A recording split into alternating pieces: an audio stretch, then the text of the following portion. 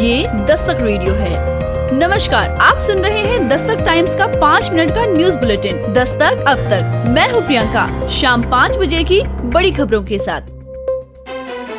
राष्ट्रपति Donald Trump के सत्ता में आते ही अवैध प्रवासियों पर एक्शन शुरू कर दिया है। इससे अमेरिका में रह रहे वो प्रवासी डर में हैं जिनके कागज यानी कि वीजा दस्तावेज पूरे नहीं हैं। इन लोगों ने कानूनी विकल्पों का सहारा लेना शुरू कर दिया है। इसे लेकर भारत में भी चिंता है। अमेरिकी प्रशासन की ओर से तैयार दस्तावेजों के अनुसार अमेरिका में लगभग 18,000 ऐसे भारतीय हैं जिनके पास अमेरिका में रहने के लिए पर्याप्त वैध दस्तावेज नहीं है। ट्रंप प्रशासन ऐसे भारतीयों को वापस भेज सकता है। उत्तर प्रदेश के मुख्यमंत्री योगी आदित्यनाथ महाकुंभ के त्रिवेणी संकुल पहुंचे और यहां पर कैबिनेट मंत्रियों के साथ महाकुंभ को लेकर स्पेशल मीटिंग हुई।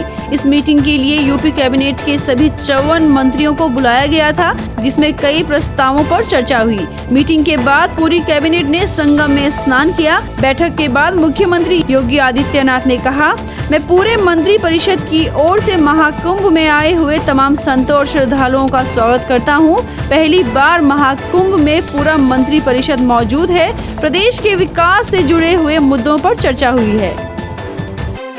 महाराष्ट्र के पुणे से एक हैरान करने वाला मामला सामने आया है, जहां पहली मंजिल की पार्किंग में कार खड़ी कर रहे ड्राइवर ने गलती से रिवर्स गियर लगा दिया, जिससे कार पहली मंजिल की दीवार तोड़ते हुए नीचे गिर गई। इस घटना का एक वीडियो भी सामने आया है, जिसमें हादसे की भयावहता देखी जा सकती है। इंदौर शहर में बेंगलुरु के अतुल सुभाष जैसा सुसाइड केस सामने आया है। यदवानंद नगर निवासी 28 साल के एक युवक ने अपनी पत्नी और ससुराल पक्ष पर उत्पीड़न का आरोप लगाते हुए आत्महत्या कर ली। मरने से पहले युवक ने एक नोट छोड़ा, जिसमें महिलाओं पर देश के कानूनों का दुरुपयोग करने का आरोप लगाया गया है। अपने सुसाइड नोट में नितिन पडियार ने केंद्र से कानूनों को बदलने की अपील की। गुरुवार को मोदी सरकार के मंत्रिमंडल की बैठक हुई। केंद्रीय कैबिनेट की बैठक में कई अहम और बड़े फैसले लिए गए।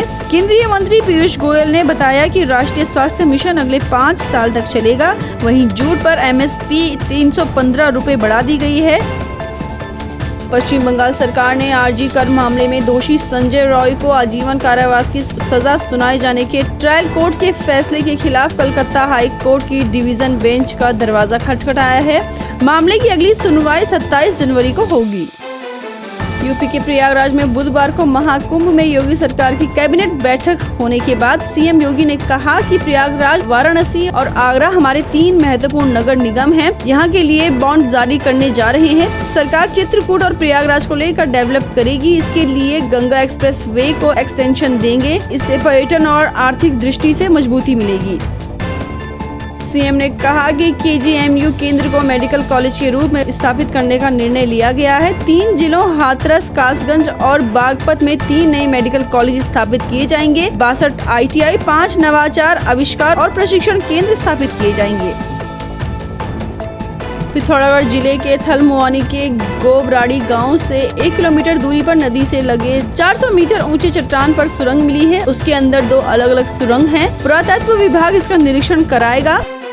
बीजापुर में नक्सलियों द्वारा सुरक्षा बलों को नुकसान पहुंचाने की नीयत से अलग अलग जगहों पर प्लांट किए गए 5-5 किलो के 8 IED बरामद कर जवानों ने डिफ्यूज कर दिया है। पुलिस से मिली जानकारी के मुताबिक नक्सलियों ने गंगालूर थाना क्षेत्र के मुतवेंडी और पीड़िया जाने वाले रास्ते पर अलग अलग जगहों पर 5-5 किलो के 8 IED प्लांट कर रखे थे, जिसे DRG, BDS बीजापुर, CRPF व कोबरा BDS की संयुक्त पार्टी ने एरिया डोमिनेशन व डिमाइनिंग ड्यूटी के दौरान बरामद कर उसे वहीं सुरक्षित तरीके से डिफ्यूज कर दिया।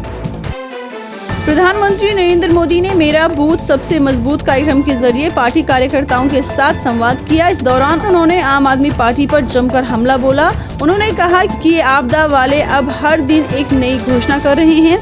इसका मतलब है कि उनको रोज पराजय की नई नई खबरें मिल रही हैं। ये इतने डरे हुए हैं कि इन्हें रोज सुबह एक नई घोषणा करनी पड़ रही है। लेकिन अब दिल्ली की जनता इनका खेल समझ गई है। हमने दिल्ली में मुफ्त स्वास्थ्य सेवा के लिए आयुष्मान भारत योजना को लागू करने के लिए आपदा के लोगों से अनुरोध किया है, लेकिन वे इसे लागू नहीं करना चाहते हैं। मैं दिल्ली के लोगों को बताना चाहता हूँ कि इस योजना के कई लाभ हैं, लेकिन आपदा के लोगों ने इस योजना के कार्यान्वयन में बाधाएं पैदा की हैं।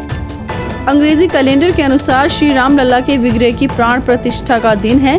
इस अवसर पर बड़ी संख्या में श्रद्धालु अपने आराध्य के दर्शन करने पहुंचे हैं। इनमें अनेक ऐसे भी हैं जो बीते वर्ष भी 22 जनवरी को अयोध्या में थे। यहाँ पर सुरक्षा को लेकर व्यापक इंतजाम किए गए हैं। तो ये थी शाम 5 बजे तक की खास खबरें। और भी ऐसी खास खबरों को जानने के लिए सुनते रहें दस्तक रेडियो।